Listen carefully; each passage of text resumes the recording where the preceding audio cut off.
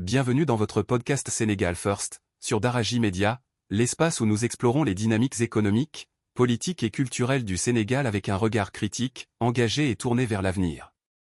Pour ce nouvel épisode, nous vous présentons le modèle de collaboration gazière entre le Sénégal et la Mauritanie, qui s'annonce comme un partenariat stratégique pour l'avenir énergétique de l'Afrique de l'Ouest. Le projet gazier Grand Tortue Ahmeyim, GTA, est le fruit d'une coopération transfrontalière entre le Sénégal et la Mauritanie. Ce projet marque une étape majeure vers l'indépendance énergétique et le développement économique des deux pays. À la frontière maritime entre le Sénégal et la Mauritanie, dans l'océan Atlantique, les installations sont à plus de 2800 mètres sous la surface marine. Ce gisement contient des réserves estimées à plus de 15 000 milliards de pieds cubes de gaz naturel. Le projet repose sur un partenariat structuré entre les deux États, accompagné de multinationales comme BP et Cosmo Energy.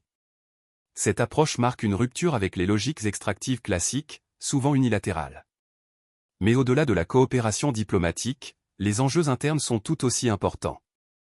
Le contenu local est au cœur du projet, emploi, formation, transfert de compétences, et insertion des PME sénégalaises et mauritaniennes dans la chaîne de valeur.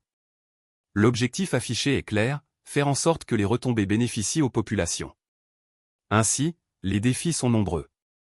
L'un des sujets brûlants du moment concerne les renégociations de contrats engagés récemment par le gouvernement sénégalais. Le pouvoir exécutif, porté par une volonté de rupture avec les anciens schémas de dépendance, cherche à rééquilibrer les termes des accords conclus avec les multinationales. Il s'agit de garantir une meilleure part des revenus pour l'État, mais aussi plus de transparence dans la gestion des ressources. Ces renégociations sont suivies de près, car elles pourraient redéfinir les règles du jeu dans l'exploitation du gaz en Afrique de l'Ouest. Il faut aussi compter avec les impacts environnementaux, puisque le projet se situe dans une zone maritime à forte valeur écologique. Des organisations de la société civile expriment régulièrement leurs inquiétudes sur les conséquences à long terme de l'exploitation. L'État du Sénégal mène actuellement une série d'actions pour renégocier les contrats pétroliers et gaziers hérités. Des réformes se profilent, et le gouvernement affirme que les premiers résultats sont au plus que satisfaisants et seront bientôt rendus publics.